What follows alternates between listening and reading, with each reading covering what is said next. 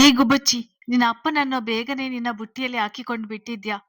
ಅದೆಷ್ಟು ಕಿಲಾಡಿ ಜಾಣೆ ನೀನು. ನಿನ್ಗಿರುವ ಬುದ್ಧಿ ನಿನ್ನ ಅಮ್ಮನಿಗಿಲ್ವಲ್ಲ ಎಂದು ಮೊಮ್ಮಗಳನ್ನು ಮುದ್ದು ಮಾಡುವ ನೀಲಾಂಬರಿ ಅವರು ಮಗ ಇಷ್ಟು ಬೇಗ ಬದಲಾಗಿದ್ದು ನೋಡಿ ಆಶ್ಚರ್ಯವಾಗಿತ್ತು ಅವರಿಗೆ. ಕನಿಷ್ಠ ಅಂದ್ರೂ ಒಂದು 3-4 ತಿಂಗಳು ತೆಗೆದುಕೊಳ್ಳುತ್ತಾನೆ ಅಂತ ಅಂದುಕೊಂಡಿದ್ರು. ಆದ್ರೆ ಮಗುವನ್ನು 3-4 ದಿನಕ್ಕೆ ಅವ ಹಚ್ಚಿಕೊಂಡಿರುವುದನ್ನು ನೋಡಿದ ನೀಲಾಂಬರಿ ಅವರಿಗೆ ತಾವು ಮಾಡಬೇಕಾಗಿರುವ ಕೆಲಸ ದೂರ ಇಲ್ಲ ಎಂದು ಅನಿಸಿತು. ಮೇಡಮ್, ಬರ ಹೇಳಲು ಹೇಳಿದ್ರಂತೆ ಎಂದು ನೀಲಾಂಬರಿ ಅವರ ರೂಮ್ಗೆ ಬರುವ ಸ್ವರ ಅವರ ಮುಂದೆ ನಿಂತು ಕೇಳಿದಳು. ಹಾ, ಹೌದು. ತಿಂಡಿ ಮಾಡಿದ್ಯಾ? ಬಾ, ಅಲ್ಲಿ ಯಾಕೆ ನಿಂತಿದ್ಯಾ? ಕೂತ್ಕೋ, ಇಲ್ಲಿ ಹಾಸಿಗೆ ಮೇಲೆ ಎಂದು ಹೇಳುವರು. ತಿಂಡಿ ಆಯ್ತಾ ಮೇಡಮ್ ಎಂದು ಹಾಸಿಗೆ ಮೇಲೆ ಸಂಕೋಚದಲ್ಲೇ ಕುಳಿತವಳು ಆ ಕಿಂಗ್ ಸೈಜ್ ಬೆಡ್ ಮೇಲೆ ತನ್ನದೇ ರಾಜ್ಯಭಾರ ಎನ್ನುವಂತೆ ಅಂಬೆಗಾಲು ಇಡುತ್ತಿದ್ದ ತನ್ನ ಮಗಳ ಕಡೆ ನೋಡಿದಳು. ತನ್ನಮ್ಮನನ್ನು ನೋಡಿದ ತಕ್ಷಣ ಉತ್ಸಾಹಗೊಂಡಂತೆ ವೇಗ ವೇಗವಾಗಿ ಅಂಬೆಗಾಲು ಇಟ್ಟು ಬಂದ ಪುಟಾಣಿ ತನ್ನಮ್ಮನ ಕಡೆ ಬಗ್ಗಿ ನೋಡಿ ನಗಲು ಮಗಳನ್ನು ಎತ್ತಿಕೊಂಡ ಸ್ವರ ತೊಡೆ ಮೇಲೆ ಕೂರಿಸಿಕೊಂಡಳು. ನಿನ್ ಜೊತೆ ಸರಿಯಾಗಿ ಮಾತನಾಡ್ಲೇ ಆಗಿರ್ಲಿಲ್ಲ. ಬಂದು 3-4 ದಿನ ಆಯ್ತು. ಹೇಗಿದೆ ಮನೆ? ಅಡ್ಜಸ್ಟ್ ಆಗಿದೆಯಾ ಎಂದು ಅವಳನ್ನು ಮಾತನಾಡಿಸುವ ಪ್ರಯತ್ನಕ್ಕೆ ಹೇಳಿದರು. ಹಾ ಮೇಡಮ್ ಎಂದು ತಲೆ ಆಡಿಸಿದವಳು ಹಸಿವಿನಿಂದ ಮಗು ಹಾಲು ಕುಡಿಯಲು ಅವಳ ಎದೆ ಮೇಲೆ ತಲೆ ಇಟ್ಟಾಗ ನಿರಾಕರಿಸುವಂತೆ ಮಗುವನ್ನು ಭುಜದ ಮೇಲೆ ಹಾಕಿಕೊಂಡು ಬೆನ್ನು ಸವರುವಳು. ನಿನ್ನನ್ನು ಕಂಡರೆ ಅವಳಿಗೆ ಹೊಟ್ಟೆ ಹಸಿಯುತ್ತದೆ ಅನ್ಸುತ್ತೆ. ತುಂಬಾ ಹೊತ್ತಾಗಿದೆ ಅಲ್ವಾ? ಅರ್ಧ ಗಂಟೆ ಆಯ್ತು. ಅವಳು ನನ್ ಜೊತೆ ಇದ್ದು ಆಗಲೇ ಹಿಟ್ಟನ್ನು ಸಹ ಸರಿಯಾಗಿ ತಿನ್ಲಿಲ್ಲ. ಹಾಲು ಕುಡಿಸು. ಸಂಕೋಚ ಪಟ್ಕೊಳ್ಬೇಡ, ನಾನು ಹೊರಗೆ ಹೋಗ್ಲಾ ಎಂದು ಹೇಳುವರು. ಇಲ್ಲ, ಪರವಾಗಿಲ್ಲ ಮೇಡಮ್, ನಾನು ಆಮೇಲೆ ಅವಳಿಗೆ ಕುಡಿಸ್ತೇನೆ ಎಂದು ಹೇಳಿದವಳು ಮಗಳ ಹಠ ಹೆಚ್ಚಿದಾಗ ಮುಜುಗರದಲ್ಲಿ ಹಾಸಿಗೆ ಮೇಲೆ ತೊಡೆ ಮಡಿಸಿಕೊಂಡು ಕೂತವಳು ಮಗುವನ್ನು ಮಡಿಲ ಮೇಲೆ ಮಲಗಿಸಿಕೊಂಡು ಹಾಲು ಕುಡಿಸುತ್ತಾ ಸೆರಗಲ್ಲಿ ಮರೆ ಮಾಡಿದಳು. ಯಾವುದಕ್ಕೂ ಸಂಕೋಚ ಪಟ್ಟಿಕೊಳ್ಬೇಡ. ನಿಂಗೆ ನೀ ಏನೇ ಬೇಕಿದ್ರು ಜಯಮ್ಮ ಇಲ್ಲ ಪೂಜನಲ್ಲಿ ಕೇಳು. ನೀನು ಈ 1 ವರ್ಷ ಮಂಗಳೂರಿನಲ್ಲಿ ಇದ್ದಂತೆ ಮನೆಯ ಎಲ್ಲಾ ಪರಿಚಯ ಎತ್ತ ನಿಂಗೆ.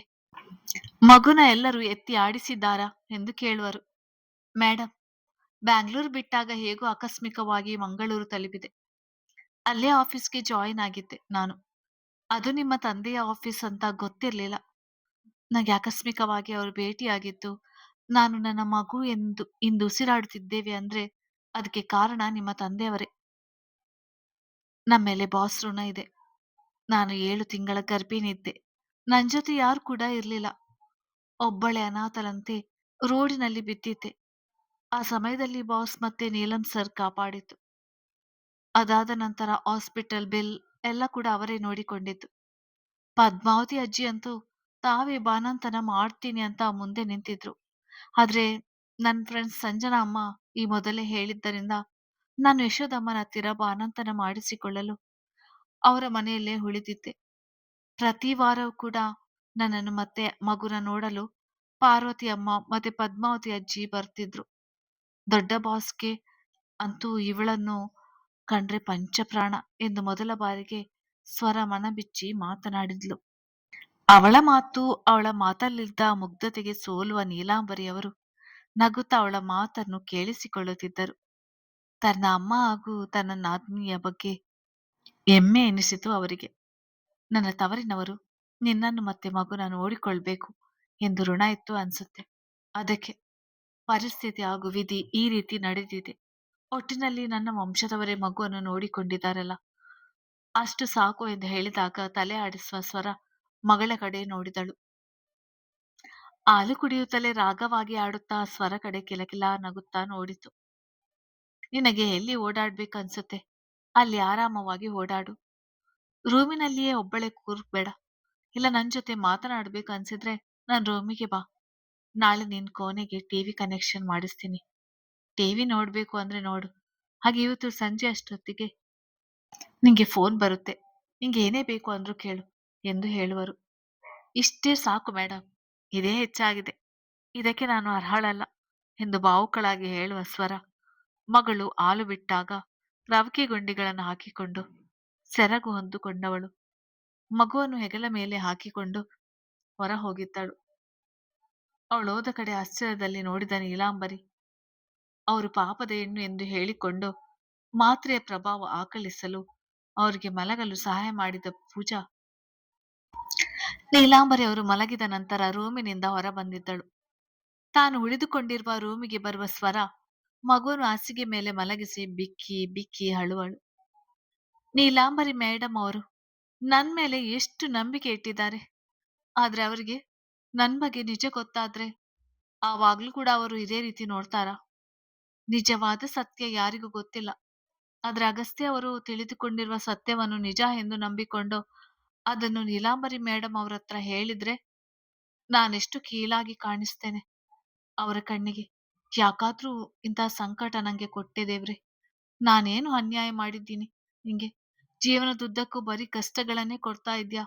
ಈ ರೀತಿ ಅವಮಾನ ತಲೆ ತಗ್ಗಿಸುವುದು ಯಾವುದು ನನ್ನ ಜೀವನದಿಂದ ತೊಲಗುವುದಿಲ್ಲ ಅನ್ಸುತ್ತೆ. ಜೀವನ ಪೂರ್ತಿ ಈ ರೀತಿ ನೋವುಗಳನ್ನು ಅನುಭವಿಸುತ್ತಾ ತಲೆ ತಗ್ಗಿಸಿಕೊಂಡೇ ಇರ್ಬೇಕು ಎಂದು ಅಳುತ್ತಾ ಹೇಳಿಕೊಳ್ಳುವ ಸ್ವರ ಮಗು ಕರೆದ ಸದ್ದಿಗೆ ಕಣ್ಣೀರು ಒರೆಸಿಕೊಂಡು ಮಗಳ ಕಡೆ ನೋಡಿದಳು. ಅಮ್ಮ ಮಲಗಿಸಿದ ತಕ್ಷಣ ಉಲ್ಟ ದಬಾಕಿಕೊಂಡು ಹಂಬೆಗಾಲಿಡುತ್ತಾ ಅಮ್ಮನ ಹತ್ತಿರ ಬಂದಿದ್ದ ಪುಟಾಣಿ ಅಳುತ್ತಿದ್ದ ತನ್ನಮ್ಮನನ್ನು ಬೆರಗು ಕಣ್ಣಿನಲ್ಲೇ ನೋಡುತ್ತಿತ್ತು. ಇವಳೇನು ಟ್ಯಾಂಕರ್ ಗಟ್ಟಲೆ ಕಣ್ಣೀಲಿ ನೀರು ತುಂಬಿಕೊಂಡಿದ್ದಾಳಾ ಎಂದಿರಬಹುದು. ನಂತರ ಸುತ್ತಲೂ ಯಾರಿಗಾಗಿಯೇ ಹುಡುಕಾಡಿ ತನ್ನೆಲ್ಲ ಲಾಲ ಪಪ್ಪಾಪ್ ಎಂದೆಲ್ಲ ಗೊನಗಿಕೊಂಡು ತನ್ನಮ್ಮನ ತೊಡೆ ಮೇಲೆ ಕೈ ಇಟ್ಟು ತಲೆ ಅಲ್ಲಾಡಿಸಿತು. ಅಳ್ಬೇಡ ಎನ್ನುವಂತೆ. ಬಂದ್ಬಿಟ್ಲು ಮಹಾರಾಣಿ. ಇವಳ ಅಳ್ಬೇಡ ಅಂತ ಹೇಳಿದ ತಕ್ಷಣ ನಾನು ಅಳ್ಬಾರ್ದು. ನಿನ್ನ ಆದೇಶದಂತೆ ಆಗ್ಲಿ ಮಹಾರಾಣಿ. ಅಳೋಲ್ಲ ಈಗ ಸರಿನಾ ಎಂದು ಮಗುವಿನಂತೆ ಮುದ್ದಾಗಿ ಹೇಳುವ ಸ್ವರ ಮಗಳನ್ನು ಎತ್ತಿಕೊಂಡು ಮುದ್ದಾಡಲು ತನ್ನಮ್ಮನ ಮೇಲೆ ತನಗಿಂದು ಪ್ರೀತಿ ಹೆಚ್ಚಾಗಿದೆ ಎನ್ನುವಂತೆ ತನ್ನ ಪುಟ್ಟ ಬಾಯಲ್ಲಿ ಅಮ್ಮನ ಕೆನ್ನೆಗೆ ಮುತ್ತಿಟ್ಟು ಮೂಗಿಗೆ ಬಾಯಿ ಹಾಕಲು ನಗುವ ಸ್ವರ ತನ್ನ ಮೂಗಿಗೆ ಬಾಯಿ ಹಾಕಲು ಬಂದ ಮಗುನ ಮಡಿಲಲ್ಲಿ ಕೂರಿಸಿಕೊಂಡು ಆ ಪುಟ್ಟ ಕೈಗಳನ್ನು ತನ್ನ ಕೈಯಲ್ಲಿ ಹಿಡಿದು ಆಟ ಆಡಿಸಿದಳು. ಅಮ್ಮ ಮಗಳಿಬ್ಬರು ಸಾಕಾಗುವಷ್ಟು ಆಟವಾಡಿ ದಣಿಯುವರು. ಆಟ ಆಡುತ್ತಲೇ ತೂಗಡಿಸುತ್ತಿದ್ದ ಮಗಳನ್ನು ಮಡಿಲಲ್ಲಿ ಮಲಗಿಸಿಕೊಳ್ಳುವ ಸ್ವರ ಮಗುವಿಗೆ ಹೊಟ್ಟೆ ತುಂಬಿಸಿ ಮಲಗಿಸಿದಳು. ಜೀವನದಲ್ಲಿ ಏನೇ ಕಷ್ಟ ಬಂದರೂ ಕೂಡ ನಿನ್ನ ನಗು ನೋಡಿದ್ರೆ ಆ ಕಷ್ಟ ಎಲ್ಲ ದೂರ ಆದಂತೆ ಅನ್ಸುತ್ತೆ. ನನ್ನಮ್ಮ ನೀನು ಎಂದು ಮಗುವಿನ ಹಣೆಗೆ ಮುತ್ತಿಟ್ಟು ಹೇಳಿಕೊಂಡವಳು ಕೂತದಲ್ಲಿಯೇ ನಿದ್ರೆಗೆ ಜಾರಿದಳು. ಇತ್ತ ಚೆನ್ನೈ ತಲುಪಿದ ಅಗಸ್ತ್ಯ ತನ್ನ ಕಂಪನಿಗೆ ವಿಸಿಟ್ ಮಾಡಿ ಅಲ್ಲಿನ ಕೆಲಸಗಳನ್ನು ನೋಡುತ್ತಾ ತನ್ನ ಕ್ಯಾಬಿನ್ನಲ್ಲಿ ಕೂತಿದ್ದ. ನಂತರ ಗೂಗಲ್ ಸಿಇಒ ಅವರು ಇವನದೇ ರೆಸ್ಟೋರೆಂಟ್ನಲ್ಲಿ ಮೀಟಿಂಗ್ಗಾಗಿ ಕಾಯ್ತಿದ್ದಾರೆ ಎಂದು ತಿಳಿದಾಗ ವಾಸುಕಿ ಜೊತೆಗೆ ಅಲ್ಲಿಗೆ ಹೋಗುವನು. ದೇಶದ ಎಲ್ಲಾ ಕಂಪನಿಗಳ ಸಿಇಒಗಳು ಅಲ್ಲಿ ಸೇರಿದ್ದರು. ಅವರೆಲ್ಲರೊಂದಿಗೆ ಒಂದು ಸುತ್ತಿನ ಮೀಟಿಂಗ್ ಆದ ಬಳಿಕ ಚೆನ್ನೈನಲ್ಲಿರುವ ತನ್ನ ಲಕ್ಸುರಿ ಅಪಾರ್ಟ್ಮೆಂಟಿಗೆ ಹೋದವನು ಫ್ರೆಶ್ ಆಫ್ ಆಗಿ ಸ್ವಲ್ಪ ಹೊತ್ತು ರೆಸ್ಟ್ ಮಾಡಿ ನಂತರ ವಾಸುಕಿಗೆ ಕಾಲ್ ಮಾಡಿದ.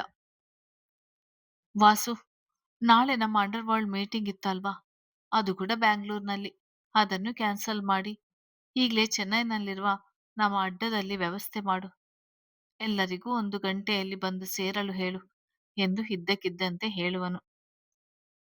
ಚೆನ್ನೈನಲ್ಲ? ನಾಳೆ ಬ್ಯಾಂಗ್ಳೂರ್ನಲ್ಲಿ ಎಲ್ಲ ವ್ಯವಸ್ಥೆ ಆಗಿತ್ತಲ್ಲ, ಈಗ ಇದ್ದಕ್ಕಿದ್ದಂತೆ ಚೆನ್ನೈನಲ್ಲಿ ಯಾಕೆ ಬಾಸ್ ಎಂದು ಕೇಳುವನು.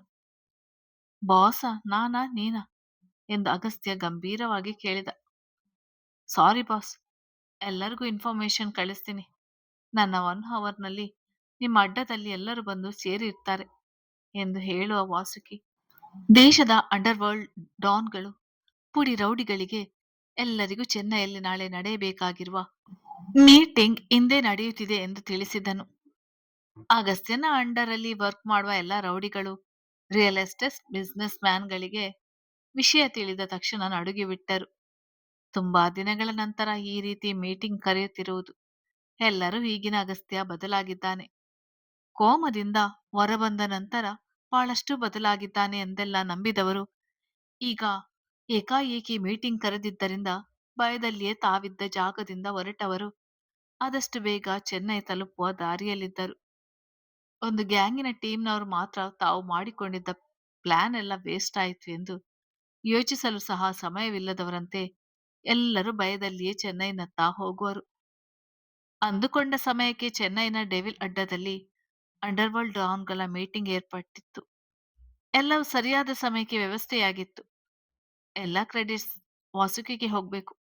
ನಿಮಿಷಗಳಲ್ಲಿಯೇ ಎಲ್ಲರನ್ನೂ ಒಂದು ಕಡೆ ಗುಡ್ಡೆ ಹಾಕಿ ಎಲ್ಲಾ ವ್ಯವಸ್ಥೆ ಮಾಡಿದ್ದ. ಎಲ್ಲಾ ಪ್ರೊಫೆಷನಲ್‌ನಲ್ಲಿ ಕೆಲಸ ಮಾಡುವ ಅಂಡರ್‌ವರ್ಲ್ಡ್ ಡಾನ್‌ಗಳು ಹಾಗೂ ರೌಡಿಗಳೆಲ್ಲ ಅಲ್ಲಿ ನೆರೆದಿದ್ರು. ಸೂಜಿ ಬಿದ್ದರೂ ಶಬ್ದವಾಗುವಷ್ಟು ನಿಶ್ಶಬ್ದತೆ ಅಲ್ಲಿ ಕೂಡಿತ್ತು. ಅದೊಂದು ದೊಡ್ಡ ಮೀಟಿಂಗ್ ಹಾಲ್. ದೇಶದ ಪ್ರತಿಯೊಂದು ರಾಜ್ಯದ ಮುಖ್ಯ ಡಾನ್‌ಗಳೆಲ್ಲ ಅಲ್ಲಿ ನೆರೆದಿದ್ದರು. ಯಾರು ಕೂಡ ರೌಡಿಗಳಂತಿರಲಿಲ್ಲ. ಎಲ್ಲರೂ ಕೋಟ್ ಸೂಟ್ ಧರಿಸಿ ದೊಡ್ಡ ದೊಡ್ಡ ಬಿಸಿನೆಸ್ ಮ್ಯಾನ್‌ಗಳಂತೆ ಇದ್ದರು. ಅವರ ಆಲೋಚನೆಗಳು ಕೂಡ ಅದರಂತೆಯೇ ಇದ್ದದ್ದು. ನೋ ನೋ ನೋ ಕಮಲ್, ನನಗೆ ಇನ್ಫಾರ್ಮ್ ಮಾಡದೆ ನೀವು ಯಾವುದೇ ಮಾಫಿಯಾ ಕಿಂಗ್‌ನ ಇಲ್ಲಿಗೆ ಕರೆಸುವ ಹಾಗಿಲ್ಲ. ಯಾಕೆಂದ್ರೆ ಇಲ್ಲಿ ಕಿಂಗ್ ಇರುವುದು ಕೇವಲ ಅಗಸ್ತ್ಯ ಮಾತ್ರ. ಅವನ ಆದೇಶದಂತೆ ಇಲ್ಲಿ ನಡೆಯುವುದು. ನಾವು ಮೊನ್ನೆನೇ ಅವರ ಅಪಾಯಿಂಟ್ಮೆಂಟ್ ಕ್ಯಾನ್ಸಲ್ ಮಾಡಿದ್ವಿ. ನಾವು ಅಷ್ಟು ಬೇಡ ಅಂದ್ರೂ ಕೂಡ ನೀವು ಹೇಗೆ ಒಪ್ಪಿಕೊಂಡು ಅವರನ್ನು ಇಲ್ಲಿಗೆ ಕರೆತಂದಿದ್ದೀರಾ? ಡೆವಿಲ್ ಬರುವ ಮೊದಲೇ ಅವರನ್ನು ಒಳ್ಳೆ ಮಾತಿನಲ್ಲಿ ನೀನೇ ಕಳಿಸಿದ್ರೆ ಓಕೆ. ಇಲ್ಲಾಂದ್ರೆ ನಮ್ಮ ಸ್ಟೈಲಲ್ಲಿ ಅವರನ್ನು ಕಳಿಸ್ಬೇಕಾಗ್ತದೆ. ಸೊ ಬೆಟರ್ ನೀನವರನ್ನು ಮೊದಲು ಕಳಿಸು. ನಂತರ ಮೀಟಿಂಗ್ ಹಾಲ್‌ಗೆ ಬಾ ಎಂದು ವಾಸುಕಿ ಕೋಪದಲ್ಲಿ ಕಿರುಚಾಡುತ್ತಿದ್ದ. ವಾಸು ಸರ್ ಪ್ಲೀಸ್ ನನ್ನ ಅರ್ಥ ಮಾಡ್ಕೊಳ್ಳಿ. Is this biggest mafia king of Australia.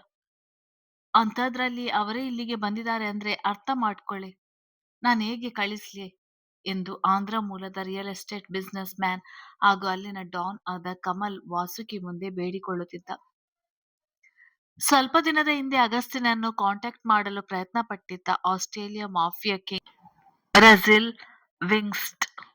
ಅಗಸ್ತ್ಯನ appointment ಸಿಗದ ಕಾರಣ ಕಮಲ್ ಮೂಲಕ ಇಂದಿನ ಮೀಟಿಂಗಿಗೆ ಬಂದಿದ್ದ. ಆತನೇನು ಮೀಟಿಂಗ್ ರೂಮ್‌ಗೆ ಬಂದಿರಲಿಲ್ಲ. ಕಾರಿನಲ್ಲಿಯೇ ಕೂತಿದ್ದ.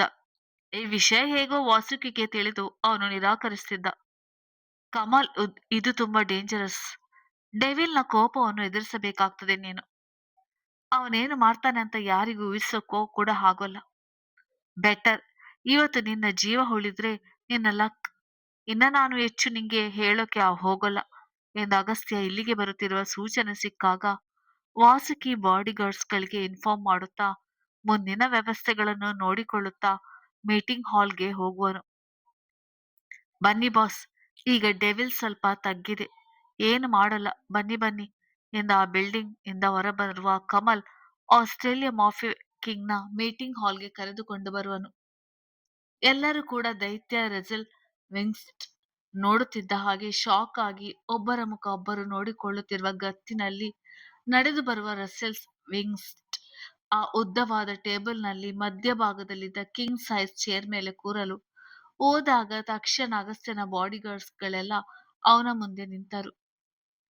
ರಸೆಲ್ ವಿಂಗ್ಸ್‌ನ ಬಾಡಿಗಾರ್ಡ್ಸ್‌ಗಳು ಕೂಡ ತಾವೇನು ಕಮ್ಮಿ ಇಲ್ಲ ಎನ್ನುವಂತೆ ಗನ್ ಹಿಡಿದು ಅಗಸ್ತ್ಯನ ಬಾಡಿಗಾರ್ಡ್‌ಗಳತ್ತ ಗುರಿ ಮಾಡಿದ್ರೆ ಮೀಟಿಂಗ್ ಹಾಲ್ ಪ್ರವೇಶಿಸಿದ ವಾಸುಕಿ ಎಲ್ಲರಿಗೂ ಸೂಚನೆ ಕೊಡುತ್ತಾ ಬಂದವನು ಆ ದೃಶ್ಯ ಕಂಡು ತನ್ನ ಗನ್ ಹೊರತೆಗೆದು ಗಾಳಿಯಲ್ಲಿ ಗುಂಡು ಹಾರಿಸಿದ.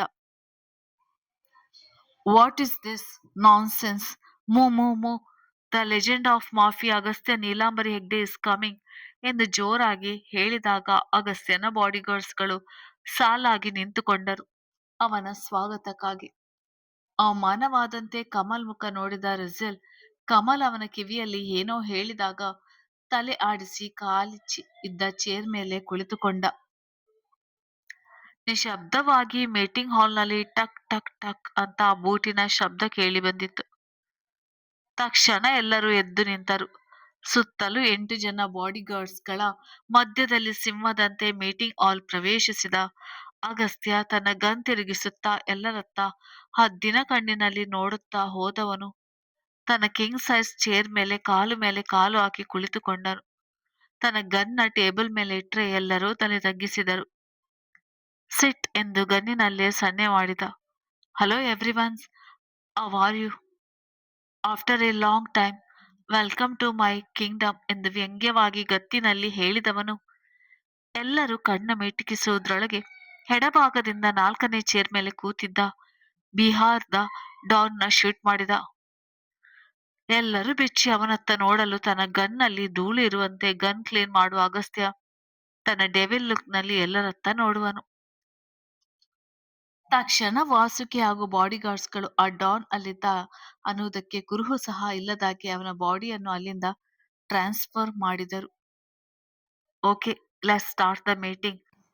No, let's end the meeting ಎಂದು ಇದ್ದಕ್ಕಿದ್ದಂತೆ ಬಹಳ ಗಂಭೀರದಲ್ಲಿ ಹೇಳಿದವನು ತನ್ನ ಬಳಗಡೆ ಮೊದಲ ಚೇರ್ನಲ್ಲಿ ಕೂತಿದ್ದ ರಸೆಲ್ ವಿಂಗ್ಸ್ನತ್ತ ನೋಡುವನು. Hello mister Agastya, I'm Russell ಎಂದು ಕೈ ಚಾಚುವ ಮೊದಲೇ ಅವರನ್ನು ನಿರ್ಲಕ್ಷಿಸುವಂತೆ ಅತ್ತ ಕಡೆ ತಿರುಗಿದ ಅಗಸ್ತ್ಯ ಚೇರಿಂದ ಎದ್ದವನು ಗತ್ತಿನಲ್ಲೇ ತನ್ನೆರಡು ಕೈಗಳನ್ನು ಟೇಬಲ್ ಮೇಲೆ ಇಟ್ಟು ನಿಂತುಕೊಂಡ. I think we are not invited you. ಇಲ್ಲಿ ಹೇಗೆ ಬಂದೆ? ವಾಸುಕಿ, ಇನ್ನ 30 ಸೆಕೆಂಡ್ಸ್ನಲ್ಲಿ ಇವನ್ ಇಲ್ಲಿಂದ ಹೊರಡ್ಬೇಕು ಎಂದು ವಾಸುಕಿ ಅತ್ತ ನೋಡುತ್ತಾ ಹೇಳಿದ್ರೆ, ರಸಲ್ನತ್ತ ಬರುವ ವಾಸುಕಿ ಕಮಲ್ನ ನೋಡಿ ಕಣ್ಸನ್ನೆ ಮಾಡಿದಾಗ ಈಗಾಗಲೇ ಅವಮಾನಗೊಂಡಿದ್ದ ರಸೆಲ್ ತನ್ನ ಹತ್ತಿರ ಮಾತನಾಡಲು ಬಂದ ಕಮಲ್ಗೆ ಮಾತನಾಡದಂತೆ ಕೈ ಅಡ್ಡ ಹಿಡಿದವನು ಅಲ್ಲಿಂದ ತನ್ನ ಬಾಡಿಗಾರ್ಡ್ಸ್ ಜೊತೆ ಹೊರಟು ಹೋದ. ವಿದೌಟ್ ಮೈ ಪರ್ಮಿಷನ್ ದೇಶದಲ್ಲಿ ಏನು ಇಲ್ಲಿಗಲ್ ಬಿಸ್ನೆಸ್ ನಡೆಯಬಾರದು. ನಡೆದ್ರೆ ಈಗ ಒಬ್ಬ ಮೇಲಕ್ಕೆ ಹೋದ್ನಲ್ಲ, ಅದು ರಿಪೀಟ್ ಆಗ್ತಲೇ ಇರ್ತದೆ. ಅವನು ನನ್ನನ್ನೇ ಸಾಯಿಸಲು ನಾಳೆ ಬ್ಯಾಂಗ್ಳೂರ್ನಲ್ಲಿ ಪ್ಲಾನ್ ಹಾಕಿಕೊಂಡಿದ್ದ. ಸೊ ಅವನು ಬದುಕಿರುವುದು ತಪ್ಪ ಅಲ್ವಾ? ಅದಕ್ಕೆ ಡೈರೆಕ್ಟ್ ಮೇಲಕ್ಕೆ ಟಿಕೆಟ್ ಕೊಟ್ಟು ಬಿಟ್ಟೆ. ನಿಮಗೆ ಯಾರಿಗಾದ್ರೂ ಏನಾದ್ರೂ ಡೌಟ್ಸ್ ಇದೆಯಾ? ಇದು ಅಗಸ್ತ್ಯನ ಸಾಮ್ರಾಜ್ಯ. ಇಲ್ಲಿ ಅವನು ಹೇಳಿದ್ದು ಮಾತ್ರ ನಡೆಯಬೇಕು. ನನ್ನ ಕಣ್ ತಪ್ಪಿಸಿ ಒಂದು ಹೆಜ್ಜೆ ನೀವು ಮುಂದಿಟ್ಟರೂ ಆ ಹೆಜ್ಜೆಯೇ ಈ ಭೂಮಿ ಮೇಲೆ ಇರಬಾರ್ದು, ಹಾಗೆ ಮಾಡಿ ಬಿಡ್ತೀನಿ. ನಾಳೆಯಿಂದ ನಿಮ್ಮ ನಿಮ್ಮ ಕೆಲಸಗಳನ್ನು ಶುರು ಮಾಡಿ. ಬಟ್ ಲೀಗಲ್ ಅಲ್ಲಿ ಇದ್ರೆ ಮಾತ್ರ. ಇಲ್ಲೀಗಲ್ ಆಗಿ ಏನಾದ್ರೂ ಗೊತ್ತಾಗ್ಬೇಕು ನನ್ಗೆ, ಆಗ ಈ ಅಗಸ್ತ್ಯ ಡೆವಿಲ್ ಆಗ್ತಾನೆ ಎಂದು ಗತ್ತಿನಲ್ಲಿ ಹೇಳಿದನು. ಎಲ್ಲರಿಗೂ ಅವನ ಮಾತು ಒಪ್ಪುವಂತೆ ಎಲ್ಲರೂ ಒಬ್ಬರಂತೆ ಒಬ್ಬರು ಟೇಬಲ್ ಮೇಲೆ ತಮ್ಮ ಗನ್ಗಳನ್ನಿಟ್ಟು ಅಗಸ್ತ್ಯನಿಗೆ ಶರಣಾಗುವರು. ಗಂಭೀರವಾಗಿದ್ದ ಸಭೆಯಲ್ಲಿ ಇದ್ದಕ್ಕಿದ್ದಂತೆ ರಿಂಗ್ ಟೋನ್ ಕೇಳಿ ಬಂದಿತ್ತು. ಮಗುವಿನ ಹಾಡು ಕೇಳಿ ಬರಲು ಆ ರಿಂಗ್ ಟೋನ್ ಕೇಳಿ ಬರುತ್ತಿದ್ದ ಡಾನ್ ಹತ್ತಿರ ಗಂಭೀರವಾಗಿ ಹೆಜ್ಜೆ ಇಡುತ್ತಾ ಬರುವ ಅಗಸ್ತ್ಯ ತನ್ನ ಗನ್ನ ಅವನ ಹಣೆ ಮೇಲೆ ಇಡಲು ಕೂತಿದ್ದಲ್ಲಿಯೇ ನಡುಗುವಾತ ಇಂದೇ ತನ್ನ ಕೊನೆಯ ದಿನ ಎನ್ನುವಂತೆ ಕಣ್ಣು ಮುಚ್ಚಿದ. ಅವನ ಹಣೆಯಿಂದ ಜೇಬಿನ ತನಕ ಗನ್ ತರುವ ಅಗಸ್ತ್ಯ ಅವನ ಜೇಬಿನೊಳಗಿದ್ದ ಮೊಬೈಲ್ ಗುರಿ ಇಡಲು ಎಲ್ಲರೂ ಭಯದಲ್ಲಿ ನೋಡುತ್ತಿದ್ದರು. ಗಿಮಿ ಆಫ್ ಫೋನ್ ಎಂದು ಗಂಭೀರವಾಗಿ ಹೇಳುವನು. ಬಾಸ್ ಎಂದು ನಡುಗುವ ಸ್ವರದಲ್ಲಿ ಹೇಳುವ ಆತ ನಡುಗುವ ಕೈಗಳಿಂದ ತನ್ನ ಫೋನ್ ತೆಗೆದು ಅಗಸ್ತ್ಯನ ಕೈಗಿಟ್ಟ. ಐ ವಾಂಟ್ ದಿಸ್ ಸಾಂಗ್, ಇನ್ನೊಂದ್ಸಲ ಪ್ಲೇ ಮಾಡು ಎಂದು ಆದೇಶ ಹೊರಡಿಸಿದ. ಸರ್, ಇನ್ನೂ ಗೊಂದಲದಲ್ಲಿ ಅಗಸ್ತ್ಯನ ಮುಖ ನೋಡಿದ ಆತ ಆ ರಿಂಗ್ ಟೋನ್ಗಾಗಿ ಹುಡುಕಾಡಲು 30 ಸೆಕೆಂಡ್ ತೆಗೆದುಕೊಂಡಾಗ ಕೋಪದಲ್ಲಿ ತನ್ನ ಗನ್ನಿಂದ ಹಣೆ ನೀವಿಕೊಂಡ ಅಗಸ್ತ್ಯ ತನ್ನ ಎದುರಿಗಿದ್ದ ಗಾಜಿನ ಗೋಡೆಯ ಕಡೆ ಶೂಟ್ ಮಾಡಿದ. ಬೆಚ್ಚಿದ್ದ ಎಲ್ಲರೂ ತಮ್ಮ ತಮ್ಮ ಫೋನ್ ತೆಗೆದು ಆ ರಿಂಗ್ ಟೋನ್ನ 2 ಸೆಕೆಂಡ್ನಲ್ಲಿ ಹುಡುಕಿ ಆನ್ ಮಾಡಿದರು. ಆತ ಇನ್ನೂ ಕೂಡ ಹುಡುಕುವುದರಲ್ಲೇ ಇದ್ದ. Your my honey bunny sugar plum pumpy umpy umpkin, your my sweetie pie, your my cupcake ಎಂದು ಮೀಟಿಂಗ್ ಹಾಲ್ನಲ್ಲಿ ಹಾಡು ಜೋರಾಗಿ ಕೇಳಿ ಬರಲು ಕಣ್ಮುಚ್ಚಿ ಹಾಡನ್ನು ಕೇಳುವ ಅಗಸ್ತ್ಯ ಮುದ್ದಾಗಿ ನಗುತ್ತಾ ಮೀಟಿಂಗ್ ಹಾಲ್ನಿಂದ ಹೊರ ಹೋಗುವನು. ಕ್ರೇಜಿ ಎಂದು ಉಸಿರಿದ ವಾಸುಕಿ ಎಲ್ಲರಿಗೂ ಹಾಡು ಆಫ್ ಮಾಡಲು ಹೇಳಿ ಅಲ್ಲಿಂದ ಹೋಗಲು ತಿಳಿಸಿದ.